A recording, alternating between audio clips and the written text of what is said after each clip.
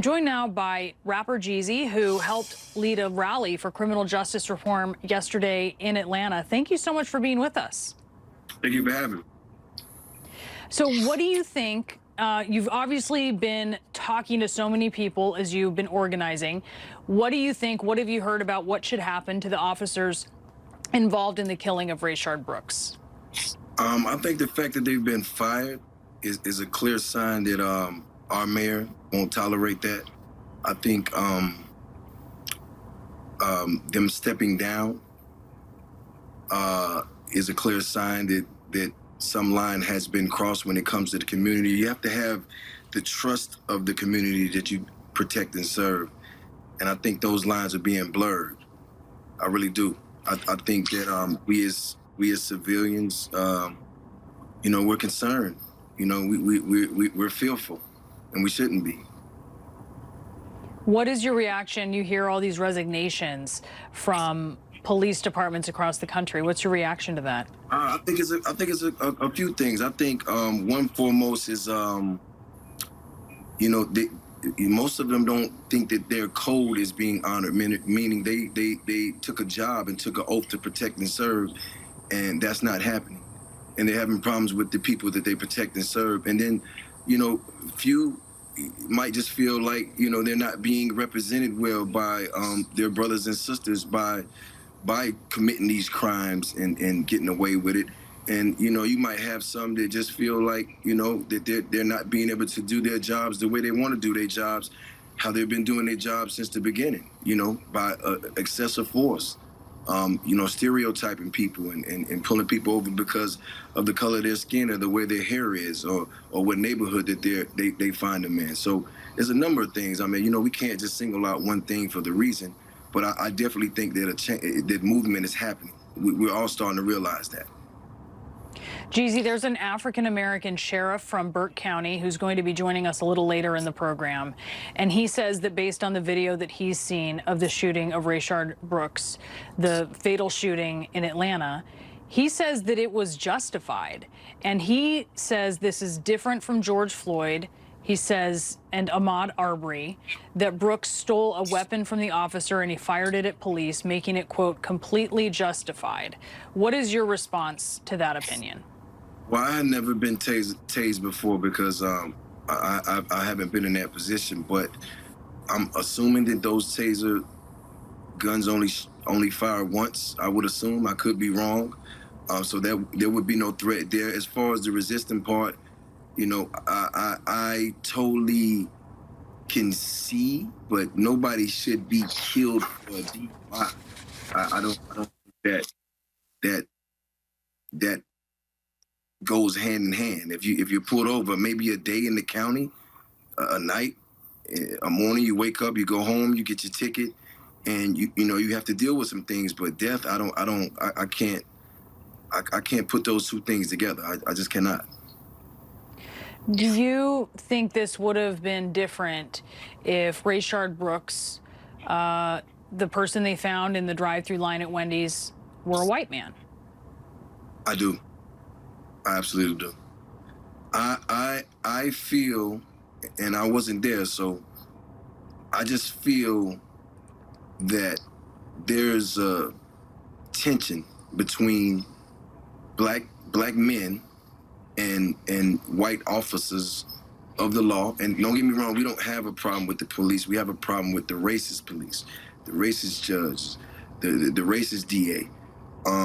I just feel that situation could have been handled. I've seen videos online where that happened in a case with a white male, and they give him several chances. Some of these people, they drive them home and give them rides home and make sure that they're okay.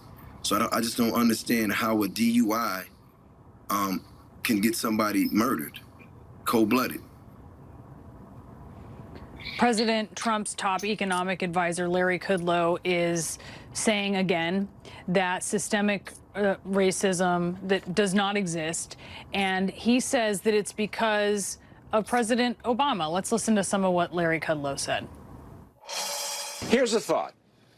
President Obama, the first black president, was elected twice, and he got 79 million white votes. 79 million in 2 elections. Now, therefore, I find it hard to understand something called systemic racism. Now, can changes be made? Absolutely. Wow. Jeezy, what do you say to that? Clearly, he's been under a rock somewhere. And I mean that with all respect. Listen, I mean, when it comes to our housing, our health care, our criminal justice, our employment,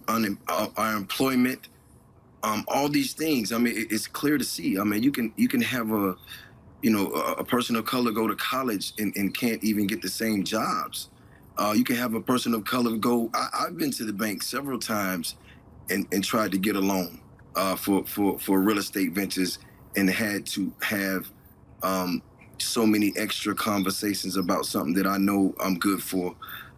It's been times with. Like, tell us about that. When you go and you have to have conversations, what do you feel like someone is sort of coming with an impression of you? What conversations?